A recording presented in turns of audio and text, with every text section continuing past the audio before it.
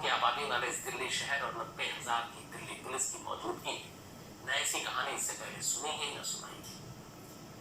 एक रोंगटे खड़े कर देने वाली कहानी, हैवानियत की इंतहा की कहानी। उसने जो कहानी सुनाई वो ये कि दिल्ली आए हुए 10 दिन हो चुके थे। उसने किराए का घर ले लिया था, छतरपुर में रह रहा था। 18 मई की रात खाना खाने के बाद श्रद्धा के साथ उसका झगड़ा हुआ। फिर बात शादी में आई, उसने शादी करने के लिए कहा, मैंने उसको टाला और इस बात पे बात बढ़ गई। मुझे बहुत तेज गुस्सा आया, मैंने उसका गला जोर से पकड़ लिया और फिर मैं तब तक दबाता रहा जब तक कि उसकी सांसें टूट नहीं गई।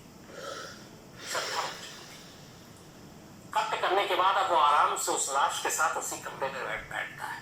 अब सोचता आगे क्या करता है। इसके बाद उस लाश को एक तरफ रखता है। मई का महीना है, दिल्ली में वो सरगर्मी है और आराम से उसी कमरे में सो जाता है। अस्सलाम वालेकुम, हाय गाइस, शमन खान और आप हमेशा की तरह देख रहे हैं सैक रिएक्शन। तो कैसे हैं आप लोग? आई होप कि अच्छे होंगे, मज़े में होंगे, मस्त होंगे। अच्छा, तो आज जो है वो हम इंस्टाग्राम पे उन्होंने बहुत ज़्यादा रिक्वेस्ट करी थी कि ये एपिसोड के ऊपर आप दें। ये एक स्टोरी है जो न्यूज़ में आई है। अब मुझे कोई आइडिया नहीं, उन्होंने तो बहुत डिटेल में समझाया था, तो उन्होंने लिंक भी दिया था वीडियोस का, तो लिंक भी दिया था। तो मैंने वो वीडियो जो है वो आपके लिए और उनकी रिक्वेस्ट भी पूरी करनी थी, तो लाजमी तौर पे, और ऐसा हो नहीं सकता कि हम रिक्वेस्ट ना पूरी करें। तो ये वीडियो जो है वो टाइटल जो आ रहा है मेरे पास, एपिसोड 1210, और ये हिंदी में लिखा हुआ है। नाम तो नहीं पढ़ने में आ रहा है, लेकिन एक मिनट मैं ट्रांसलेट कर लेता हूँ उसको। ट्रांसलेट हमारे पास है।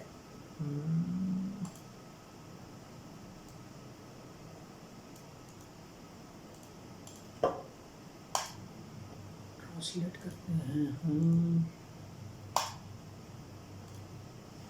अच्छा, ट्रांसलेट में जो आ रहा है, इन 18 दिनों की कीमत बाकी है। ओके, ठीक है, मुझे कोई आइडिया नहीं है, तो प्ले करते हैं।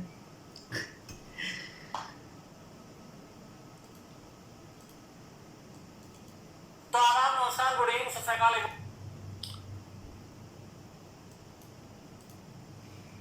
प्ले करते हैं, 1 2 3। फिर आप तमाम लोगों का स्वागत है फ्रेंड। तो आदाब, नमस्कार, गुड इवनिंग, सत श्री अकाल। एक बार फिर आप तमाम लोगों का स्वागत है फ्रेंड तक की कहानी के इस एपिसोड में। उम्मीद है पूरी फैमिली अच्छी होगी, अपना ख्याल फ्रेंड रखें। तक की कहानी। आज वीक का पहला दिन है और वीक के पहले दिन कहानी की शुरुआत कुछ इस तरह होगी, मैंने सोचा नहीं था। हालांकि ये कहानी कल भी सुना सकता था, लेकिन संडे था। लेकिन ऐसी कहानियां झकझोर कर रख देती हैं। देश की राजधानी दिल्ली, इस वक्त उसकी पॉपुलेशन जो आबादी है करीब 2 करोड़ है। तो 2 करोड़ लोग इस दिल्ली में रहते हैं और इन 2 करोड़ लोगों की सुरक्षा की जिम्मेदारी करीब 90,000 दिल्ली पुलिस के लोगों पर है। 90,000 पुलिस वाले, 2 करोड़ की आबादी। देश के सबसे ताकतवर लोगों का घर है दिल्ली, चाहे वो प्रेसिडेंट हो, प्राइम मिनिस्टर हो, जितने भी, होम मिनिस्टर हो, पॉलिटिकल हेडक्वार्टर है, पार्लियामेंट है।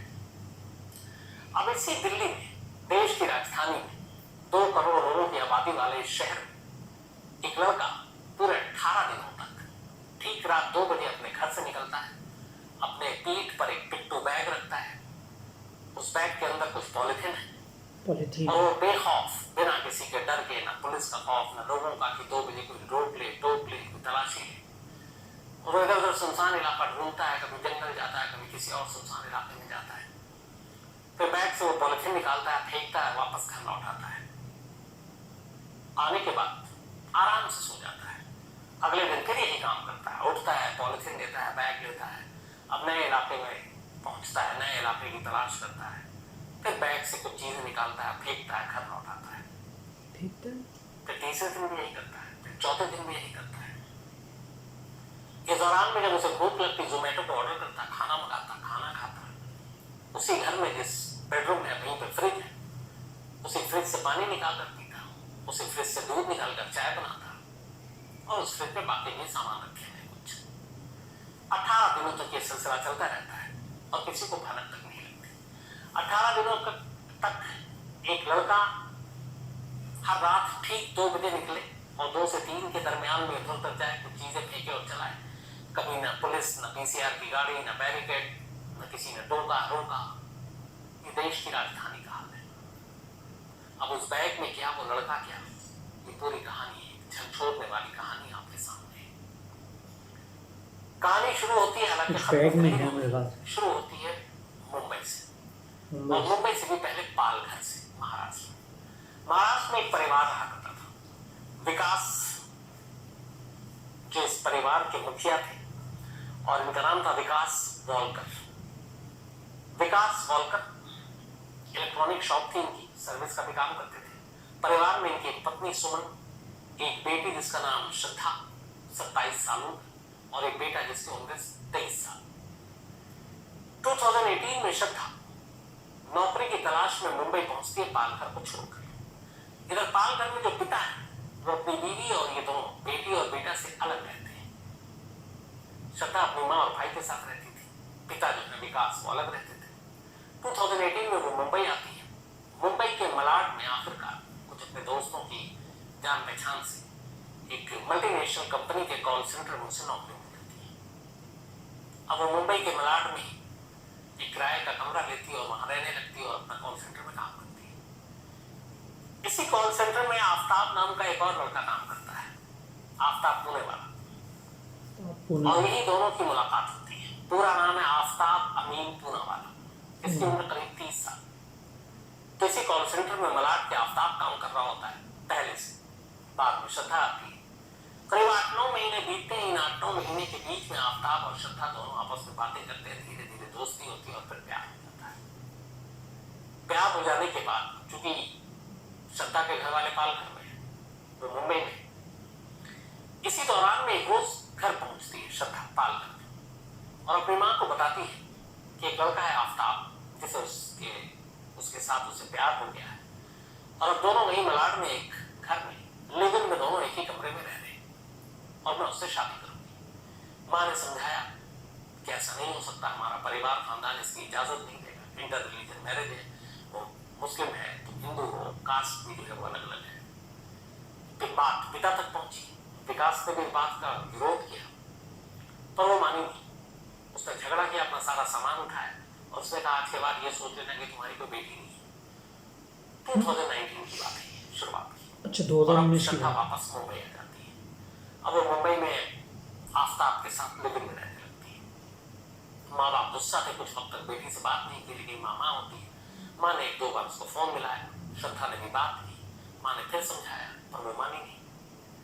हो सकता था माँ बाद में मना भी लेती, लेकिन तभी जनवरी 2020 माँ सुमन, श्रद्धा की, उनकी मौत हो जाती है।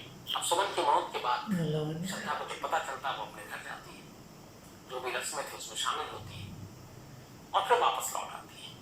माँ की मौत के बाद अपने पिता से वो कुल 2 बार फोन पर बात करती है। बातचीत में उसके पिता ने बताया कि वो जब पूछते हैं कि तुमने इरादा बदला, तो वो कहती है कि आफ्ताब मुझे पहली बार मारता पीटता भी है, डांटता भी है, तो उन्होंने उसे समझाया नहीं कि लौट आओ, ऐसे रिश्ते को तोड़ दो। पर उसने कहा नहीं, फिर उसने माफी मांग ली, सॉरी बोल दिया, सब ठीक है, मैं लौटने वाली नहीं। अभी वही मुंबई में रह रहे हैं। 2 बार के बाद अब पिता से भी बातचीत पर, भाई है उससे भी बातचीत पर। अब एक बेटी एक दूसरे शहर में, मुंबई जैसे शहर में अकेले रह रही है, लिव-इन में एक लड़के के साथ। फैमिली पालघर में है, फोन पे बात नहीं हो रही है। बाप बेटी, माँ बेटी, या भाई का रिश्ता बहन के साथ बड़ा करीबी होता है। सही। तो क्या करें गुस्से में, लेकिन पिता की उसकी बात नहीं मान रही, वो बात नहीं कर रहे। लेकिन श्रद्धा के कुछ दोस्तों के नंबर श्रद्धा के भाई के पास भी थे, श्रीजय नाम है उसका, और पिता के पास। तो कभी कभार वो उससे खैरियत पूछ लेते उसकी कि वो ठीक है। फिर लगता कि कई बार क्यों पूछे, तो इन्होंने एक नया तरीका निकाला। श्रद्धा के मोबाइल के व्हाट्सएप स्टेटस, उसकी तस्वीरें, डीपी, ये चीजें जब जब बदलती तो उन्हें लगता चलो बेटी है, ठीक है, एक्टिव है। उसके फेसबुक प्रोफाइल पे जाते हैं, वो नई नई चीजें लिखती, वो पिक्चर डालती ऐसे, तो उन्हें लगता कि चलो ठीक है, कहीं घूमने गई तो उसकी पिक्चर डाल, तो बेटी सही सलामत है। ये बात की तसल्ली रहती बात। अब कुल मिला के कहानी ये है कि बेटी आफ्ताब के साथ है, घरवालों से रिश्ते अच्छे नहीं है। इधर आफ्ताब का परिवार भी अब धीरे धीरे उसके दोस्तों रिश्तेदारों को पता चलता है कि एक लड़की के साथ लिव-इन में है, और वो लड़की मुस्लिम नहीं है, तो वो लोग भी इसका विरोध करते हैं। इसके बाद अब दोनों का ये था कि मुंबई में ज्यादा दिन रहने का नहीं है, किसी ने कहा कि दिल्ली में अच्छी नौकरी मिलेगी, तो दोनों तय करते हैं कि चलो रिश्तेदारों से दूर, दोस्तों से दूर एक नए शहर में जाकर अपनी जिंदगी बसाते हैं। 8 मई 2022, 8 मई 2022, आफ्ताब और श्रद्धा दिल्ली आते हैं ट्रेन से। दिल्ली आने के बाद पहली रात 8 मई को आए थे, 9 मई को यहाँ पहुंचे। इन्होंने पहाड़गढ़ के एक होटल में रूम लिया और फिर रात रुके। नेक्स्ट डे फिर एक दूसरे इलाके में जाते हैं, सैजुल्ला जाप, साउथ दिल्ली में। वहां पे एक होटल किराए पे लेते हैं और रूम पे वहां पे रुकते हैं। 10 मई को इन दोनों के कॉमन फ्रेंड जो मुंबई में था, दिल्ली में रहता है, वो छतरपुर में रहता था। ये दोनों वहां जाते हैं और छतरपुर में उसके घर पर रुकते हैं कुछ दिन। रहने के दौरान में फिर उन्हें कहता है कि यहीं पे तुम अपने लिए घर देख लो। तो छतरपुर में ही दोनों एक घर ढूंढते हैं, हाउस नंबर D93/1 छतरपुर, किराए का एक घर। अब दोनों आफ्ताब और श्रद्धा उस घर में शिफ्ट हो जाते हैं और अब अपनी जिंदगी बसाना शुरू करते हैं। 10 के बाद ये 12-13 तारीख तक की बात है। अब इन्होंने अपना घर ले लिया। इधर इस दौरान में चूंकि इनके रिलेशनशिप को 2019 से तीसरा साल है, श्रद्धा बार बार कहती कि हो गया, अब लेवल में हम इस रिश्ते को नाम देते हैं, दोनों शादी करते हैं। आफ्ताब हर बार टालता रहता, कहता ठीक तो हम लोग रह रहे हैं, शादी की क्या जरूरत है। इस बात को लेकर झगड़ा होता, लेकिन फिर दोनों में सुलह हो जाता। दिल्ली आए हुए अभी सिर्फ 10 दिन हुए थे। 10 दिन के अंदर अंदर अब जब ये अपने घर में शिफ्ट हो जाता, तो फिर से इन दोनों के बीच अब झगड़ा शुरू होता है। और इस झगड़े के दौरान में बात बहुत सारी चीजें बढ़ जाती हैं। हुआ ये कि 18 मई की तारीख आती है, 18 मई। लेकिन उस 18 मई की कहानी सुनो उससे पहले थोड़ा सा आगे में बढ़ जाता हूं। दोनों दिल्ली आ गए, 8 मई को पहुंचे, होटल में रहे, दोस्तों क्या रहे। अब इन्होंने छतरपुर में अपना घर ले लिया। मई के बाद जून, जून के बाद जुलाई, जुलाई के बाद अगस्त, सितंबर आ गया, 4 महीने बीत गए। अब इधर एक बाप और एक भाई जो अपनी बहन की खैरियत उसके डीपी या उसके स्टेटस या फेसबुक अपडेट से पता कर लेता था। ठीक है, वो सारी चीजें अब एक्टिव नहीं है। मई के बाद से पिता को लगा शायद कुछ बदल गया, पर उन्हें दोस्तों से उन्होंने फोन किया उस वक्त मई जून, तो उन्होंने कहा कि वो दोनों दिल्ली शिफ्ट हो गए, अब वही नौकरी करेंगे। पिता ने कहा चलो ठीक है। एक दोस्त ने ये भी बताया कि वहां छतरपुर में कहीं उन्होंने किराए का घर ले लिया, पर एड्रेस नहीं मालूम। उनका ये भी ठीक है। तभी सितंबर का महीना आता है। सितंबर के महीने में एक श्रद्धा का दोस्त श्रद्धा के भाई को फोन करता है और कहता है कि मैं श्रद्धा को लगातार फोन करने की कोशिश कर रहा हूँ, उसका पिछले 2-2.5 महीने से फोन स्विच ऑफ आ रहा है। क्या उसने नंबर बदल दिया, क्या तुम्हें कॉल किया, कोई नया नंबर तो मुझे दो। भाई कहता है कि हमारे पास तो कोई नंबर नहीं और हम भी कर रहे हैं तो मिल नहीं रहा है। भाई घबराता है, वो अपने पिता को बताता है। अब विकास उनके पिता श्रद्धा के, वो उस दोस्त का नंबर लेकर खुद बात करते हैं। कहते क्या तुम्हारी कब से बात नहीं? वो कहता मैं हमेशा अक्सर 2-3 दिन में हमारी बात हुआ करती थी श्रद्धा से, लेकिन इधर 2-2.5 महीने से बात नहीं हो रही, उसका मोबाइल बंद है। कुछ समझ में नहीं आता। ये सुनकर पिता घबरा जाते हैं। अब वो श्रद्धा के कुछ और दोस्तों को मुंबई में फोन मिलाते हैं, उन सबका भी यही जवाब कि पिछले 2-2.5 महीने से श्रद्धा का मोबाइल बंद है और हमें कुछ समझ में नहीं आ रहा है। अब जब उन्हें लगता है तो उन्हें एक मन में डर लगता है कि कहीं श्रद्धा के साथ कुछ हो तो नहीं किया। इसी के बाद वो वहीं लोकल पुलिस स्टेशन में अपनी बेटी की गुमशुदगी की रिपोर्ट लिखा देते हैं और पालघर में कि उनकी बेटी गुम है और मुझे डाउट है कि कहीं उसका किडनैप ना हो गया। तो अब उन्होंने वहां लोकल पुलिस स्टेशन में खबर लिखा है और ये भी लिखा है कि आखिर उसके बारे में जानकारी ये थी कि मुंबई से दिल्ली गई है। तब पालघर के लोकल पुलिस स्टेशन में मदद पुलिस ने कहा कि देखिए आपकी बेटी अगर छतरपुर गई है तो मामला दिल्ली का और छतरपुर इलाका जो है वो महरौली पुलिस स्टेशन में पड़ता है, तो हम ये केस ट्रांसफर कर रहे हैं और दिल्ली पुलिस से हम हेल्प लेंगे। अब उन्होंने दिल्ली पुलिस को पालघर पुलिस में भेज दिया कंप्लेन। अब इसके बाद दिल्ली में महरौली पुलिस स्टेशन में रिपोर्ट लिखा दी जाती है गुमशुदगी की। विकास जो श्रद्धा के पिता हैं वो दिल्ली पहुंच जाते हैं। दिल्ली आने के बाद 9 नवंबर अभी 5 दिन पहले वो महरौली पुलिस स्टेशन जाते हैं और जाकर कहते हैं कि ऐसी उनकी बेटी है श्रद्धा, हमने वहां रिपोर्ट लिखा है, आप यहाँ ट्रांसफर हुई और उसका कोई अता पता नहीं है, 2-2.5 महीने से मोबाइल बंद है।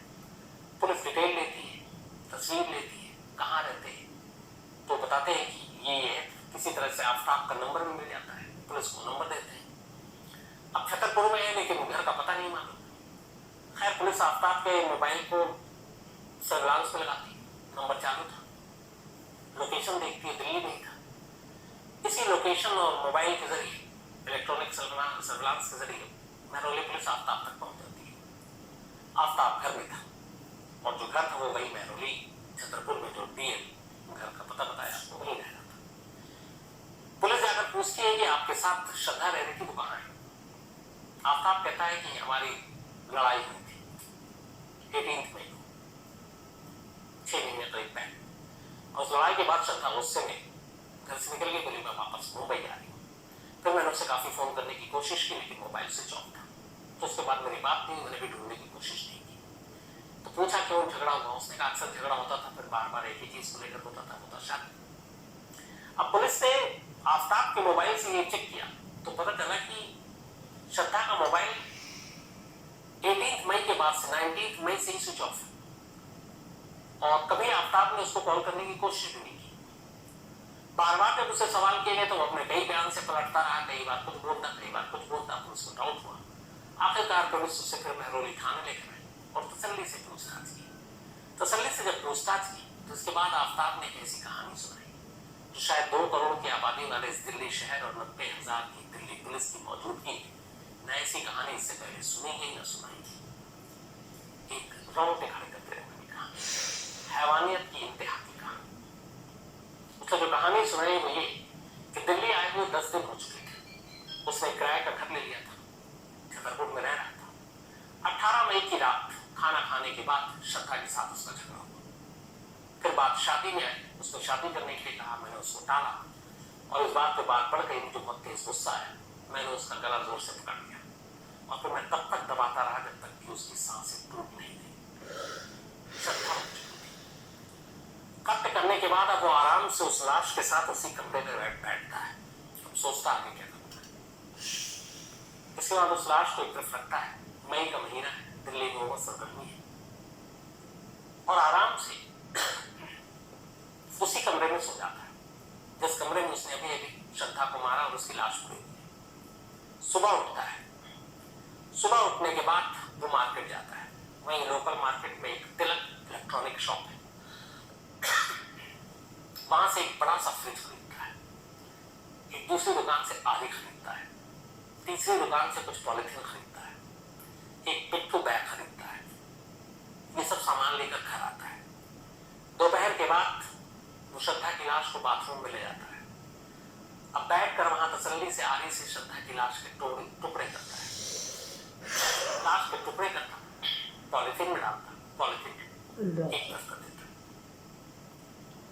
अब एक ही दिन में पूरी लाश के टुकड़े नहीं हो सकते थे, आधे अधूरे टुकड़े हुए। उसने उन पॉलिथीन के टुकड़े को फ्रिज में रखा, बाकी जो लाश अभी आधी अधूरी थी उसको भी फ्रिज में उसने किसी तरह घुसा दिया। उसी फ्रिज में उसके पीने का पानी था, उसी फ्रिज में दूध थी जिससे वो चाय बनाता था, और फ्रिज बंद कर दिया। बाथरूम को धोया। लगभग अब लाश 24 घंटे पुरानी हो रही थी, मई का महीना, गर्मी, उमस, बदबू आ गई। उससे बाथरूम को धोया, पूरा बाथरूम को। इसके बाद परफ्यूम पूरे कमरे में दरवाजे पर छिड़का ताकि बाहर बदबू न जाए। फिर जोमैटो को ऑर्डर किया, खाना मंगवाया, खाना खाया, उसी फ्रिज से पानी निकाली जो फ्रिज में लाश के टुकड़े हैं, और इत्मीनान से सो गया कुछ देर के लिए। ठीक रात 2 बजे वो घर से निकलता है, 19 मई। कुछ टुकड़ों को एक पिट्ठू बैग में डालता है, बैग को कांधे पर डालता है, दरवाजा लॉक करता है, घर से बाहर जाता है पैदल। पैदल जाने के बाद वहां से थोड़ी दूरी पर महरौली का जंगल शुरू होता है। कुछ लोग टकराए भी, किसी ने पूछा नहीं, लोग आ जा भी रहे थे लेकिन लोगों की भीड़ कम थी। महरौली जंगल सुनसान, वहां से उसने बैग खोला, पॉलिथीन निकाली और जंगलों के बीच में उसे उछाल कर फेंक कर वापस घर आ गया। घर आया, बैग रखा, सो गया।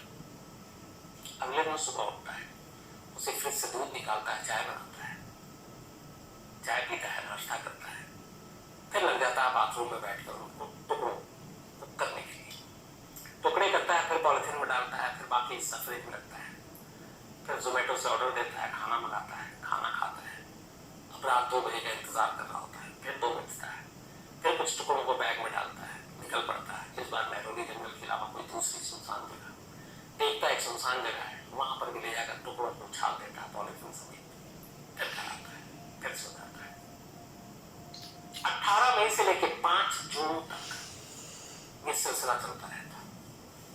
18 मई के बाद 19 मई से उसने शुरू किया था बाहर निकलना, और 5 जून आखिरी किस्त उसने फेंकी थी। 19 मई से लेकर 5 जून, और रात टाइम चुना था ठीक 2 बजे का। हर रात 2 बजे ही निकलता।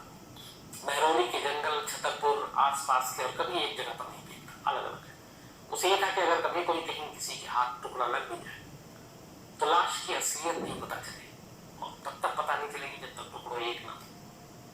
तो फेंकता रहा, बेखौफ रात को निकलता रहा लाश के टुकड़ों के साथ। कभी डर नहीं लगा कि पुलिस पकड़ लेगी या लोग पकड़ लेंगे, तलाशी होगी।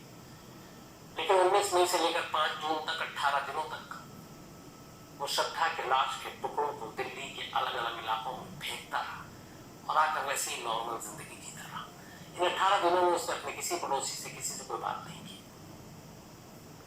5 जून को जब सारी लाश की किस्त खत्म हो गई, फिर उसने फ्रिज को साफ किया, और उसके बाद उसी जगह रहने लगा। हौसला इतना उसका कि उसे ये यकीन था कि शायद कभी उस तक पुलिस नहीं पहुंचेगी, कभी वो पकड़ा नहीं जाएगा। इसलिए उसने उस फ्रिज को भी डिस्ट्रॉय नहीं किया। पढ़ा लिखा था, उसे मालूम है कि फॉरेंसिक एविडेंस इस फ्रिज से कलेक्ट हो सकता है, बट ओवर कॉन्फिडेंस और खौफ का ना होना, वो आराम से उसी घर में रहा। 6 महीने बीत गए। 18 मई को कत्ल किया था, और अभी 13 जून, कल की बात है। लगभग 6 महीने किसी को कानो कान खबर नहीं हुई कि दिल्ली में एक लड़की का कत्ल हुआ। उस लड़की का एक घर के अंदर उसकी लाश के टुकड़े हुए। उस लड़की की उस लाश के टुकड़ों को 18 दिनों तक एक शख्स हर रात 2 बजे लेकर निकलता रहा और फेंकता रहा दिल्ली के अलग अलग इलाकों में, और लोग तो छोड़िए, पुलिस तक पर उसकी भरत नहीं लगी। एक पिता को जब ये पता चला कि उसकी बेटी का मोबाइल बंद है उसके एक दोस्त से, तब उसने खोजबीन शुरू की, और ये खोजबीन आकर मेहरौली पुलिस स्टेशन में खत्म हुई, और तब कहीं जाकर ये सारा सच सामने आया। 5 दिन की पुलिस रिमांड में भेजा गया है आफ्ताब।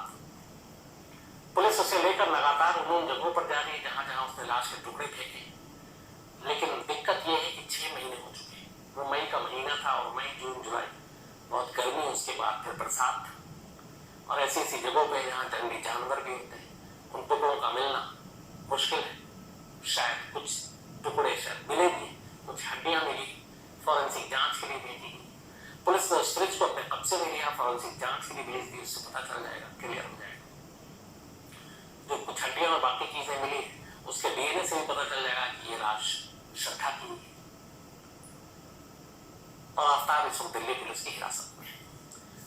अब यहाँ पे कई चीजें। एक, हमेशा कहते हैं माँ बाप बच्चों से कि तुम्हारी भलाई के लिए कह रहे हैं, तो अगर माँ बाप की बात सुन ले बच्चे तो बहुत सारी चीजें ना हो।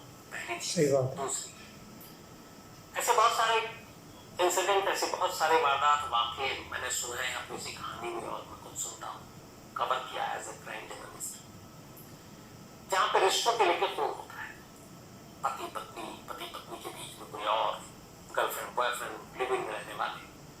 ये बड़ा सिंपल और सीधी सी चीज है। दो इंसान जब रिश्तों में होते हैं तो दोनों एक साथ मर्जी से आते हैं, दोनों एक दूसरे को मर्जी से पसंद करते हैं, एक दूसरे को मर्जी से प्यार करते हैं, रहने का फैसला उनकी मर्जी से होता है। तो अगर न रहना हो, अलग होना हो, डिवोर्स लेना हो, या फिर एक दूसरे से रिश्ता खत्म करना हो, तो क्या इसमें दोनों की मर्जी से इस मसले का हल नहीं हो सकता? सही बात है, किसी की बिल्कुल। जान लेने की नौबत क्यों आनी चाहिए? इस केस में अगर शादी की बात थी, नहीं थी, और वो जिद करनी थी, आफ्ताब ये भी कर सकता था कि ठीक है, मैं नहीं रहूंगा तुम्हारे साथ और नहीं करूंगा शादी, तुम्हें जो करना कर दो, और अलग होना। अब बाकी केस, कानून, बाकी चीजें देख लेते, लेकिन उसे जान लेने का हक और इस बेदर्दी से, एक तो पहली चीज कि किसी को जिसके नहीं साथ है। आप लगभग 3-4 साल से रिलेशन में, जिसके साथ आपने प्यार किया, कैसे वही इंसान उसी शख्स का एक तो कत्ल कर सकता है, और फिर यूं हैवानियत की तरह उसके लाशों पे टुकड़े कर सकता है? सोच से परे की चीज है।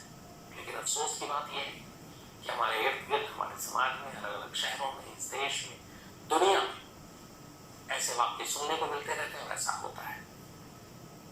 फिर वही बात होगी, कड़ी से कड़ी सजा मिलनी चाहिए, इसके लिए कोई और रहम की गुंजाइश नहीं होनी चाहिए। सही बात। बिल्कुल है, लेकिन उन माँ बाप, उसके दोस्तों पे क्या बीतेगी जब उन्हें इस कत्ल की पूरी असलियत और जिस तरीके से कत्ल के बाद सारी चीजें की गई उसकी बारीकियों से जब उन्हें जानकारी मिलती है। क्योंकि हमारा आपका तो ये है कि मैंने ये कहानी सुनाई, ये इंसिडेंट हुआ, आपको बताई, आप भूल जाएंगे। लेकिन ये मामला कोर्ट में जाएगा, जब कोर्ट में जाता है तो हर चीज डिटेल में, माइनर डिटेल में जाती है।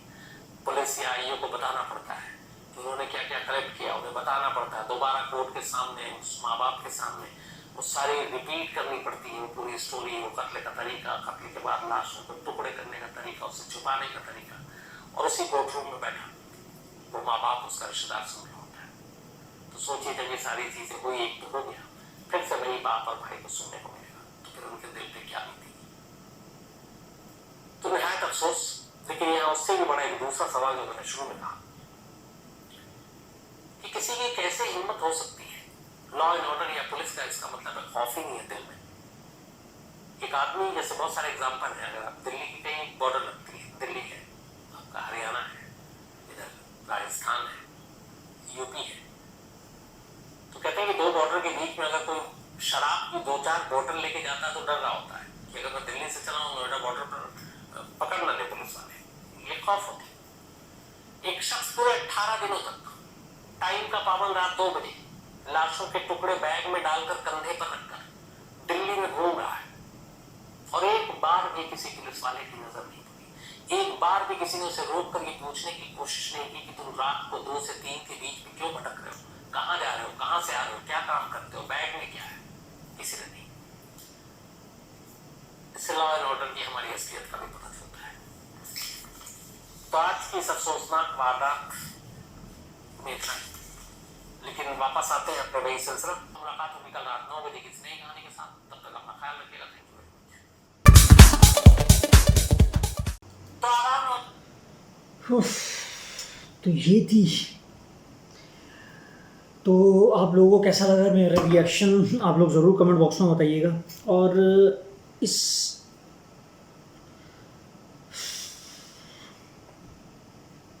क्या कहूँ मैं, स्पीचलेस। मतलब ये इतनी दर्दनाक इस तरीके से कहानी, इंसिडेंट हुआ है ये, वो भी दिल्ली में, कि मतलब ये बिल्कुल भी, सच बात बताऊँ मैं, किसी को भी हक नहीं होता किसी की इस तरीके से जान लेने का। और वो इन्होंने, मुझे इनका नाम पता नहीं है, इन्होंने जो कहानी बता रहे थे उन्होंने सही बोला कि वो ये भी कर सकते थे कि बाद में जो है ना, वो अगर ये भी बोल सकते थे, वो लड़का आफ्ताब ये भी बोल सकता था कि अगर नहीं रखना चाहते तो ठीक है, तुम जो कर सकती हो कर लो, या अलग हो जाते, कोई मसला नहीं है उसका। लेकिन उसको उस पर उसका गला दबाने का, उसको इस तरीके से बेरहमी से इतना मारने का, ये क्या तरीका है। मतलब मैं सुन के मेरे रोंगटे खड़े हो गए और मैं सोच रहा था कि ये मतलब किस तरीके से, मतलब कैसे काट सकता है यार, इंसानियत नहीं होती ऐसे लोगों में। खैर क्या बोलूँ, मतलब जो भी है, बहुत अफसोस हुआ। और यही है दुआ कि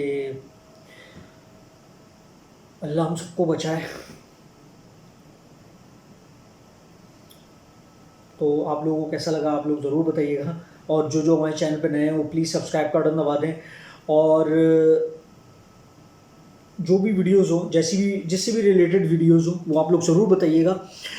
और जो भी स्टोरीज़ होती हैं, कहानी होती हैं, सॉन्ग होते हैं, वीडियोज़ होती हैं, कोई भी किसी भी चीज़ से रिलेटेड हो, वो आप लोग ज़रूर कमेंट बॉक्स में बताइएगा, फेसबुक पे बताइएगा, इंस्टाग्राम पे बताइएगा, जिस पे भी बताना हो। तो चलते हैं, नई वीडियोज़ में मुलाकात होती है। अपना ख्याल रखिएगा। अल्लाह हाफ़िज़।